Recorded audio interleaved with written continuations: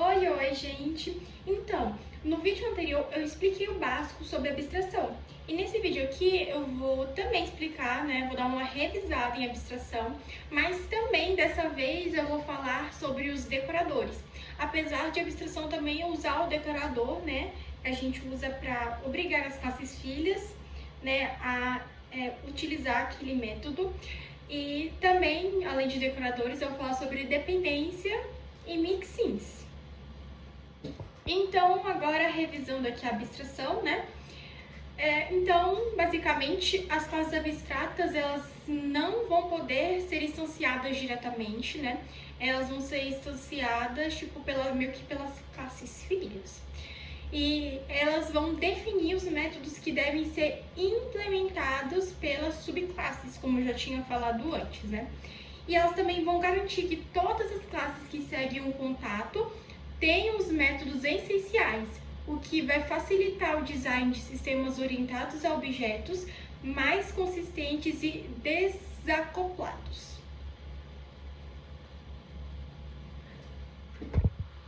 Então, um exemplo que eu dei na videoaula anterior foi que é quando você diz que é estudante, mas você vai estar abstraindo a complexidade do que é ser estudante, Porque você vai omitir os detalhes difíceis de ser estudante. Por exemplo, muitas vezes você tem que virar à noite fazendo trabalho ou também estudando para a prova.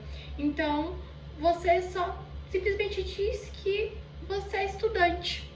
E não vai falar, meio que os detalhes desnecessários.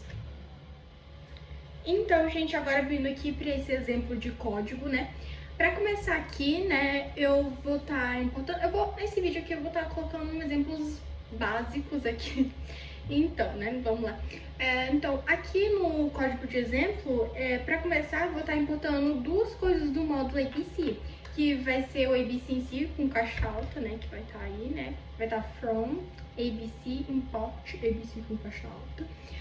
Ele vai ser uma classe abstrata, que vai ser usada como mãe para as outras classes abstratas, como no caso aqui da nossa classe animal, porque a gente usou ela como abstrata, E o abstract.me que vai ser um decorador, Ou seja, uma função especial que vai modificar o comportamento de outra função. E ele vai ser usado para marcar métodos que devem ser obrigatoriamente ser implementados nas subclasses, Eu já tinha falado isso antes também, Mas só para revisar. E quando aqui, como está acontecendo agora, a classe E da ABC, ela passa a ter um comportamento especial.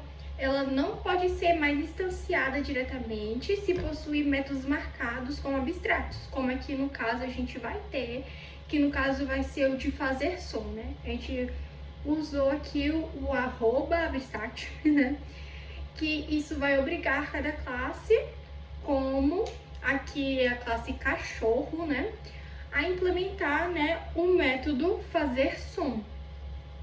E é isso. Então agora a gente vai falar sobre decoradores. Então, gente, bora de decoradores. Então, os decoradores vão ser funções especiais que podem envolver outras funções ou métodos. Eles permitem adicionar comportamentos extras sem alterar o código original. E também eles podem ser usados para login, validação ou até mesmo controle de fluxo. E isso é muito legal, principalmente para quem está agora, na fase da MetaBloom, de desenvolver o aplicativo desktop, E é muito importante, porque a gente tem que manipular muita coisa.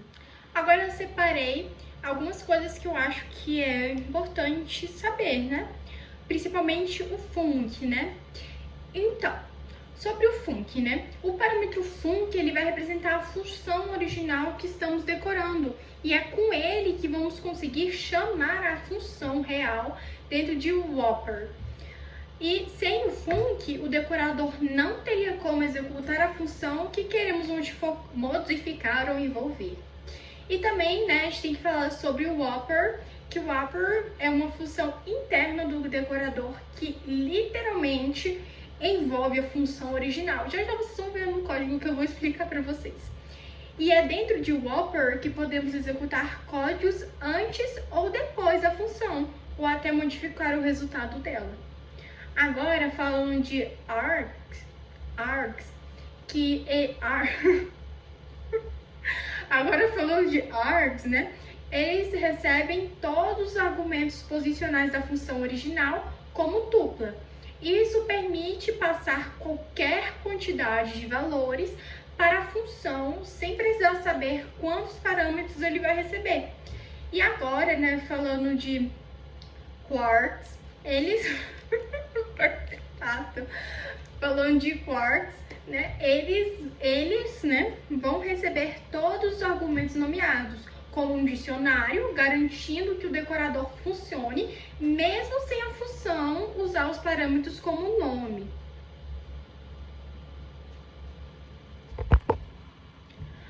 Agora, né, vamos falar sobre as necessidades deles. Por exemplo, a necessidade de usar Whopper, args e quarks na prática não vai ser obrigatória, né? Mas eles vão tornar o decorador mais genérico e aplicável a qualquer função. Isso vai significar que você vai poder utilizar o mesmo decorador para diversas funções diferentes, sem precisar reescrever o código. Isso é ótimo, né? Principalmente para agora, a parte que a gente vai estar fazendo do aplicativo desktop na MetaBloom, e é muito interessante saber disso.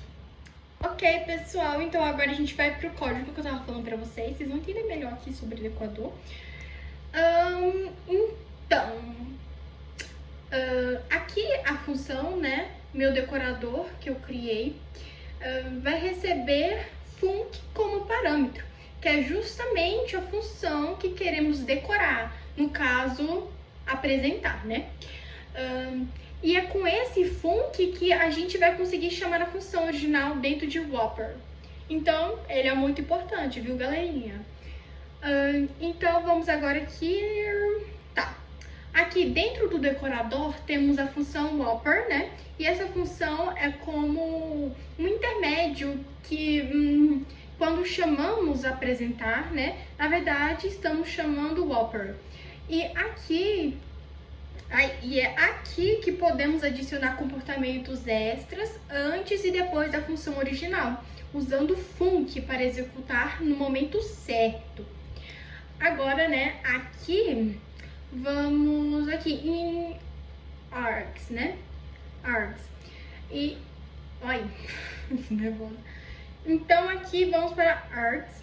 Esse é o jeito de pegar todos os argumentos posicionais que a função original recebe. Por exemplo, na chamada apresenta mali 21, os valores mali e 21 são agrupados numa tupla chamada args. E depois a gente vai passar esses valores para a função original, usando func args workers. Eu lembro que tem esses asteriscozinhos, tá? Eles têm que estar aí mesmo, eles não estão aí à toa não, eles têm que estar aí. Sem precisar escrever cada argumento explicitamente. Então, é isso. Agora aqui em Works, né? A gente vai poder pegar todos os argumentos nomeados na chamada. Por exemplo, apresenta João 30, cidade São Paulo. Cidade igual a São Paulo. O argumento cidade igual a São Paulo vai parar dentro do dicionário de quarks. Vai parar dentro do dicionário de quarks, como cidade São Paulo. Novamente, a gente vai usar func args e quarks para representar esses valores à função original. E depois disso, né, depois de capturar os argumentos com args e quarks, chamamos a função original func args quarks. E aqui a função aqui func é a função que foi passada para o decorador. No nosso exemplo, apresentar, né, que vai estar aqui. Isso vai descompactar os argumentos e executar o código original exatamente como foi chamado. Então, concluindo aqui, né, você basicamente chama apresentar, na verdade chama o wrapper, que recebe todos os argumentos e executa o código antes, e depois chama a função original usando func com os argumentos. Aí depois, né, vai executar o código e retornar o resultado final. E esse aqui vai ser o poder dos decoradores combinados com args, quarks e func. Eles tornam qualquer função flexível e adicionam complementos extras de forma elegante, né? Então, além disso tudo, ele também é chique. E essa aqui foi a saída, gente, dele, ó. Tá vendo? Foi, tipo, tudo seguindo com o que eu fui explicando. Tá vendo? Aí apareceu: olá, meu nome é Mari, tenho 20 anos e moro em Desconhecida. Aí já aqui com João saiu: olá, meu nome é João, tenho 30 anos e moro em São Paulo. Então, gente, agora a gente vai falar sobre dependência entre classes e injeção de dependência. Então, começando aqui com dependência entre classes, toda vez que você for pensar nela, né, você pensa em forte acoplamento, que vai resultar em uma manutenção mais difícil. E também a gente vai ter que usar abstração. E quando uma classe depende muito de outra concreta, o código vai se tornar rígido. E mudanças, tipo, quando a gente quiser fazer uma mudança em uma classe, pode causar quebra de várias partes do sistema. E aí que vai entrar a abstração, porque a abstração ela vai ajudar a reduzir essas dependências, definindo contratos claros, e isso vai deixar o sistema mais modular, flexível e fácil de manter. Já a injeção de dependência, ela vai permitir fornecer objetos ou serviços para uma classe em vez de criá-los internamente. Isso diminui o acoplamento entre classes e aumenta a flexibilidade, o que vai facilitar testes, manutenção e substituição de implementações. E é uma prática muito importante para projetos orientados a objetos bem estruturados, coisa que a gente vai usar na MetaBloom no desenvolvimento do aplicativo desktop. Então, agora vindo para o exemplo de código, né? Vamos começar com a primeira classe, né? A classe principal, a classe mãe, que vai ser uma classe abstrata que vai estar herdando da classe ABC, o que vai significar que ela vai definir um contrato, né? Que seria qualquer classe que herde dela precisa implementar o método processar pagamento. E aqui a gente vai estar dizendo que qualquer método de pagamento precisa saber como processar um valor, mas não diz como, por isso que a gente está usando PES. E esse como vai ficar a critério das classes concretas, né? Que no caso, Pix e cartão de crédito. E falando nessas classes, Pix e cartão de crédito, cada uma vai implementar o método processar pagamento, como a gente está vendo aqui, de forma diferente. Por exemplo, Pix imprime uma mensagem simulando um pagamento via Pix. E cartão de crédito simula um pagamento no cartão. O ponto importante é que elas são intercambiáveis, porque ambas implementam a mesma interface, né, que seria pagamento. E isso vai significar que podemos usar qualquer uma delas onde se espera um objeto pagamento. Agora vamos para o ponto chique aqui do nosso código, né, que é na função realizar pagamento. Aqui vai estar o ponto-chave da injeção de dependência. A função não vai criar objetos Pix ou cartão de crédito internamente. Em vez disso, ela recebe um objeto do tipo pagamento, com parâmetro chamando método. E isso vai permitir com que a gente mude o comportamento da função, simplesmente passando outro objeto, sem precisar alterar o código dela. E a função fica genérica e flexível. Enfim, muito chique. E aqui um exemplo de uso que a gente colocou aqui, né? Que seria aqui criando um objeto Pix e outro cartão. E a gente vai estar chamando realizar pagamento com um parâmetro dentro Pix e 100.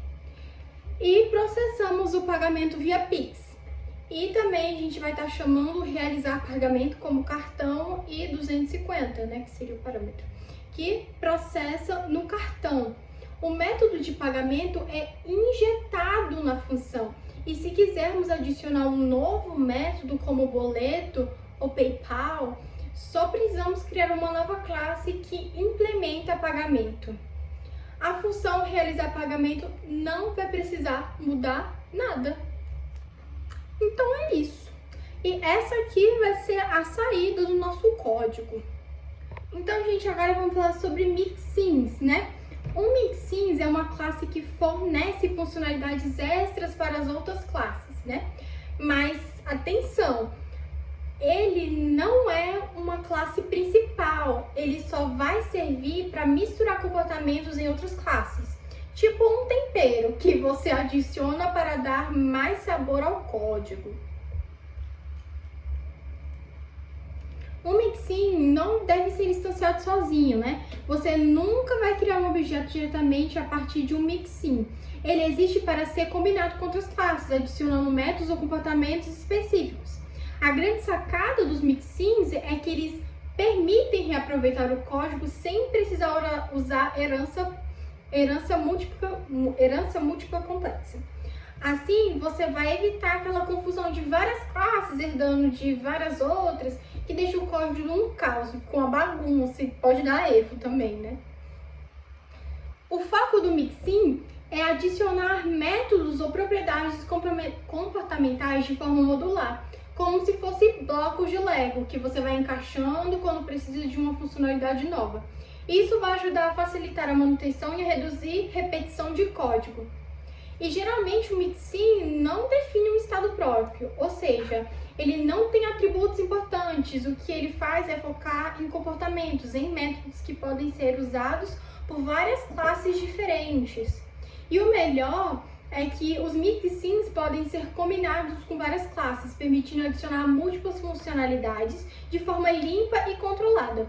Isso vai tornar o sistema muito mais flexível, especialmente quando a gente quer dar a várias classes o mesmo tipo de comportamento. Por exemplo, o mixin log, um mixin de log, um de salvar em arquivos ou um de notificação. Então, ele é bem interessante saber. Agora vamos para o nosso exemplo de código.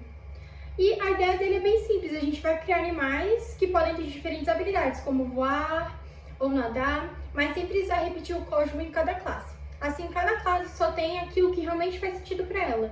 Então, indo aqui para a classe voar e nadar, é importante destacar, né, que elas são mixins, né? Ou seja, as classes não vão apresentar um objeto do mundo real, mas comportamentos que outros objetos podem ter. No mixin voar, temos um método chamado voar, que imprime uma mensagem dizendo que o animal está voando. Já no mixin nadar, tem o método nadar, que faz a mesma coisa, só que dizendo que o animal está nadando. Percebe que eles não têm nenhum atributo nem init, e isso é bem típico dos mixins. Eles não guardam estado, eles só oferecem comportamentos. E aqui também a gente vai ter a nossa classe animal. Ela vai ser uma classe base simples, né? Responsável apenas por armazenar o nome do animal e nada mais. E isso vai ser importante, porque os mixin voar e nadar vão precisar desse nome para funcionar. Então, o animal é quem guarda o dado essencial, um nome. E quando os mixins só vão usar esse dado para executar suas ações. E aqui na classe pato, a gente tem que reparar que ela herda 3 classes: animal, voar e nadar. Isso significa que o pato é um animal, porque herda de animal, e sabe voar porque herda de voar. E também sabe nadar porque herda de nadar. E o mais legal é que a gente não precisou escrever o código de novo para isso. O pato, automaticamente ganha os métodos voar e nadar, só por herdar esses mixins. E já na classe peixe, né, ele herda animal e nadar, mas não voar, afinal o peixe não voa, né? Isso mostra a flexibilidade dos mixins. A gente pode misturar apenas os comportamentos que fazem sentido para cada classe, sem forçar uma classe única para todo mundo. E aqui embaixo, né, eu fiz, 2 objetos, um pato chamado Donald e um peixe chamado Nemo. Quando eu chamo pato voar e pato nadar, o Python procura esses métodos na classe que o pato herdou e encontra nos mixins voar e nadar. E o resultado bem direto é: Donald está voando, Donald está nadando. E quando eu chamo peixe nadar, só o método de nadar é executado, porque o peixe não tem um comportamento voar. E esse exemplo vai mostrar a verdadeira força dos mixins, reutilizar o código de forma modular, né? Sem criar aquelas heranças gigantes e difíceis de entender. Cada classe vai ter uma responsabilidade clara. Animal vai cuidar dos dados, voar e nadar cuidam dos comportamentos, e pato e peixe combinam tudo do jeito que precisam. Isso vai deixar o código mais limpo, mais organizado e muito mais fácil de manter. E o melhor,